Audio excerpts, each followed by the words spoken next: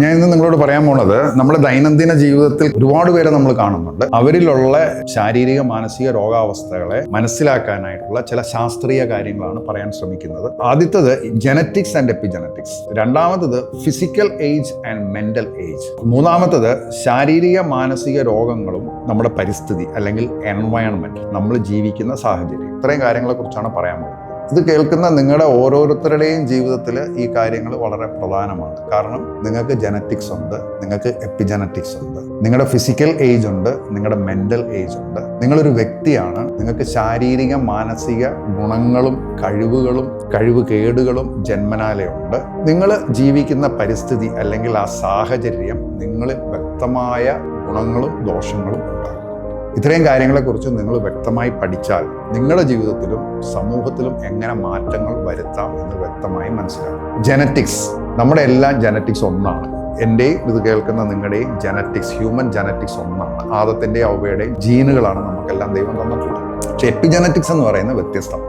എപ്പി എന്നുള്ള വാക്കിന്റെ അർത്ഥം മുകളിൽ, ജനറ്റിക്സിന്റെ മുകളിൽ. വളരെ നൂറ്റാണ്ടുകൾ ആയിട്ട് നമ്മൾ ധരിച്ചിരുന്നത് നമ്മുടെ ജീവിതം, നമ്മുടെ ചിന്തകൾ എല്ലാം തന്നെ നമ്മുടെ ജീനാണ് തീരുമാനിച്ചിരുന്നതെന്നാണ്. അതിൽ നിന്നാണ് ജനറ്റിക്സ് ഉള്ള ഇതിന് പ്രാധാന്യം കിട്ടാനുണ്ടായ കാരണം. പിന്നീട് വന്ന പഠനങ്ങൾ, ശാസ്ത്ര പഠനങ്ങളെല്ലാം കാണിച്ചത് ജനറ്റിക്സ് എന്ന് പറയുന്നത് നമ്മുടെ കഴിവുകളുടെ ഒരു ബ്ലൂ പ്രിന്റാണ്.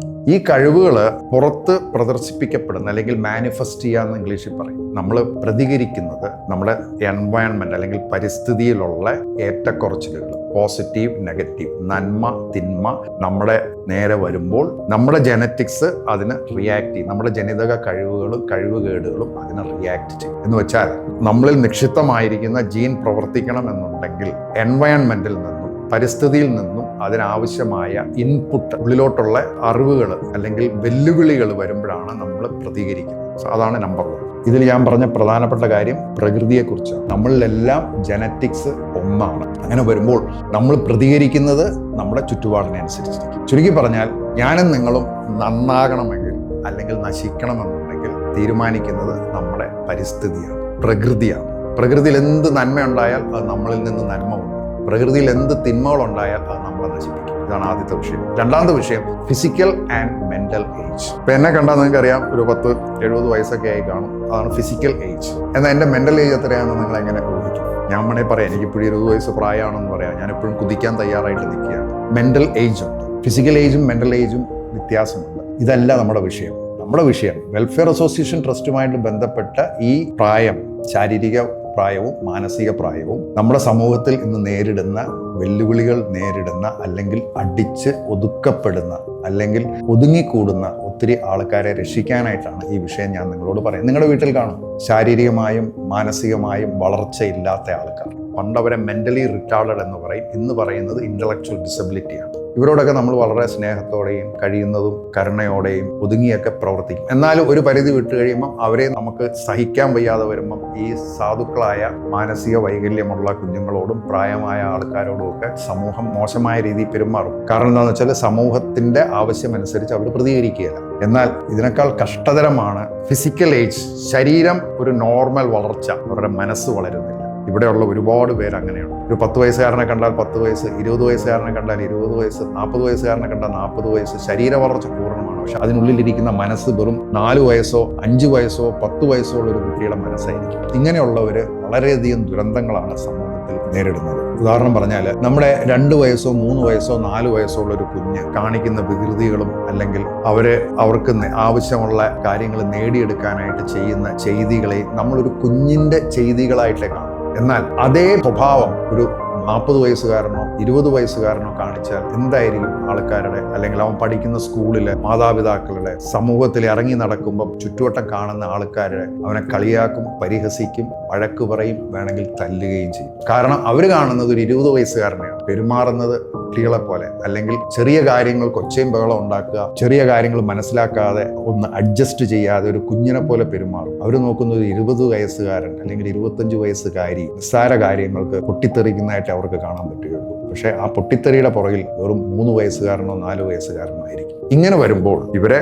ഇത് മനസ്സിലാക്കാതെ പലപ്പോഴും മാനസിക രോഗം എന്ന് മുദ്രകുത്തി അവരിലെ മരുന്നുകൾ തുടങ്ങും. വളരെ ശക്തമായ മരുന്നുകൾ, അവരുടെ ഈ പൊട്ടിത്തെറി അല്ലെങ്കിൽ അവരുടെ ഈ ശാരീരികമായ റിയാക്ഷൻ നിയന്ത്രിക്കാൻ മരുന്നുകൾ എഴുതി അവസാനം അവരൊരു മാനസിക രോഗിയായി മുദ്രകുത്തപ്പെടുകയും ഇവർ യഥാർത്ഥത്തിൽ ജന്മനാലെ മനസ്സ് വളരാത്ത മെന്റലി റിട്ടാർഡഡ് അല്ലെങ്കിൽ ഇന്റലക്ച്വൽ ഡിസബിലിറ്റി ഉള്ളവരാണെന്ന് പോലും മനസ്സിലാക്കാതെ ഒരു കുഞ്ഞിനെ പോലെ ഒച്ചയമ്പകൾ ഉണ്ടാക്കുമ്പോൾ മരുന്നിന്റെ എണ്ണം കൂടി. അവരുടെ കൈകൾ ശ്രദ്ധിക്കുക, എന്നും വിറയലാണ്. ഇവരിൽ ചിലർക്ക് ഇലക്ട്രോ കൺവൾസീവ് തെറാപ്പി എന്ന് പറയുന്ന ബ്രെയിനിന്റെ ചില ഭാഗങ്ങളെ ഡാമേജ് ആക്കുന്ന ചികിത്സ വരെ കിട്ടിയവരാണ്. അങ്ങനെ സംഭവിക്കുമ്പോൾ ഇവർക്ക് പ്രവർത്തിക്കാൻ ആവശ്യമുള്ള ബ്രെയിനിന്റെ ഭാഗങ്ങൾ കാലങ്ങൾ കഴിയുമ്പോൾ നശിച്ചു തുടങ്ങും. എല്ലാ മാനസിക മരുന്നുകളും മാസങ്ങളും വർഷങ്ങളും പതിറ്റാണ്ടുകളും കഴിയുമ്പോൾ ബ്രെയിനിന്റെ പല ഭാഗങ്ങളും ഡാമേജ് ആക്കുകയും ഈ വിറയൽ അവരെ ബാധിക്കുകയും ചെയ്യും. ഇത് മറ്റ് ഇവരുടെ കോശങ്ങളെ, ഇമ്മ്യൂണോളജിക്കൽ ശരീരത്തിന്റെ പ്രതിരോധ കോശങ്ങളെ ബാധിക്കുകയും ഇവർ വളരെ ചെറുപ്രായത്തിൽ മരണപ്പെടുകയും ചെയ്യും. ഇവരിൽ പലരും മാനസിക രോഗികളായി മാറും, മാനസികരോഗികളായി മുദ്ര കുത്തപ്പെടും, പല മരുന്നുകൾക്ക് അടിമകളാവും.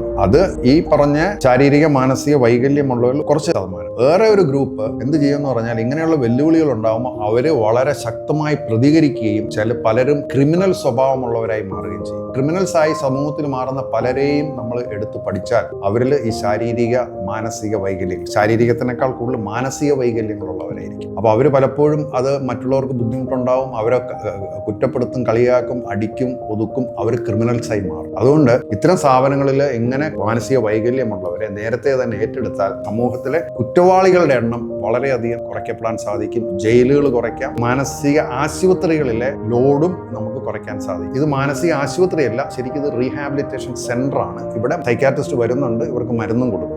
ഒരു നോർമൽ വീടിന്റെ സാഹചര്യത്തിൽ നിൽക്കാൻ പറ്റാത്തവരെ ആദ്യം ഇങ്ങനെയുള്ള റീഹാബിലിറ്റേഷൻ സെന്ററിൽ വേണം വരാൻ. അല്ലെങ്കിൽ അവർ നേരെ പോകുന്നത് മാനസിക ആശുപത്രിയിലേക്കും അല്ലെങ്കിൽ ജയിലുകളിലേക്കും ആയിരിക്കും. ഞങ്ങൾ ഇന്ന് ഈ വീഡിയോ ഇവിടെ ഇടുന്നത് നിങ്ങൾക്ക് ചുറ്റും നിങ്ങളുടെ വീടുകളിലും ഇതുപോലെയുള്ള ആൾക്കാരുണ്ടാകാം. അവരെ എത്രയും നേരത്തെ വളരെ ചെറുപ്രായത്തിൽ തന്നെ ഇങ്ങനെയുള്ള ഇൻസ്റ്റിറ്റ്യൂഷൻസ് എത്തിച്ചു കഴിഞ്ഞാൽ ഇവിടെ സോഷ്യൽ വർക്കേഴ്സ് ഉണ്ട്, ഡോക്ടേഴ്സ് ഉണ്ട്, നഴ്സുമാരുണ്ട്, ആയമാരുണ്ട്, വളരെ കരുണയോടെ പെരുമാറുന്ന ആൾക്കാർ ഇത് മനസ്സിലാക്കി അവർക്ക് വേണ്ട സാഹചര്യങ്ങൾ ഉണ്ടാക്കി അവരുടെ ജീവിതം വളരെ സുഖകരവും സന്തോഷകരവും ആയാസരഹിതവുമാക്കുന്ന കാര്യങ്ങളാണ് ഞങ്ങളുടെ ട്രസ്റ്റ് ഉൾപ്പെടെ ഇങ്ങനെയുള്ള സ്ഥാപനങ്ങൾ നടത്തുന്നത്. അപ്പോൾ ഞാൻ ആദ്യം ജനറ്റിക്സ് എപ്പിജനറ്റിക്സും പറഞ്ഞു, physical age and mental age പറഞ്ഞു. മൂന്നാമത് നമ്മൾ ഓരോ വ്യക്തികളും നമ്മുടെ പരിസ്ഥിതി. നേരത്തെ പറഞ്ഞ രണ്ട് കാര്യങ്ങളിൽ നിന്നും ഇതെന്താണെന്ന് വ്യക്തമായി കഴിഞ്ഞു. ഞാനും നിങ്ങളും പ്രതികരിക്കുന്നത് നമ്മുടെ ചുറ്റുവട്ടം അനുസരിച്ചാണ്. നോർമലായിട്ടുള്ള ഒരു വ്യക്തി ജനിക്കുമ്പോൾ അവൻ വളർന്നു വരുന്ന സാഹചര്യം അനുസരിച്ച് അവന് പ്രകൃതിയിലെ പ്രശ്നങ്ങൾ, വീട്ടിലെ പ്രശ്നങ്ങൾ, നാട്ടിലെ പ്രശ്നങ്ങൾക്ക് ശരിയായ രീതിയിൽ പ്രതികരിക്കാനുള്ള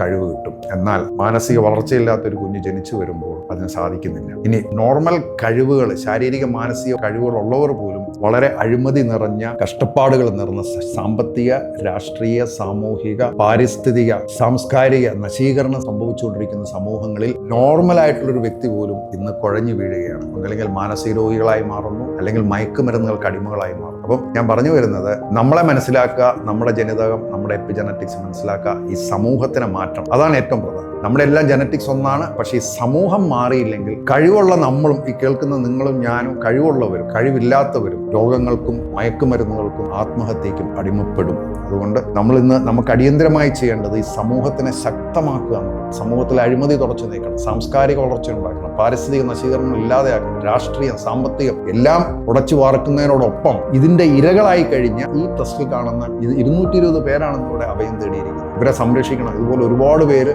അപേക്ഷകളുമായിട്ട് കെട്ടിക്കിടക്കുന്നു. ഞങ്ങളുടെ 60 ബെഡിന്റെ ബിൽഡിംഗ് പണി കഴിഞ്ഞു. അത് ഏതാണ്ട് മുഴുവനായിട്ട് ആൾക്കാർ താമസമാക്കി. 100 ബെഡിന്റെ പണി ഞങ്ങൾ 5.5 ഏക്കറിൽ അടിയന്തരമായി തുടങ്ങി വെച്ചിരിക്കുകയാണ്. ഞങ്ങളുടെ എല്ലാവരുടെയും സഹായ സഹകരണം അഭ്യർത്ഥിക്കുന്നു. Thank you.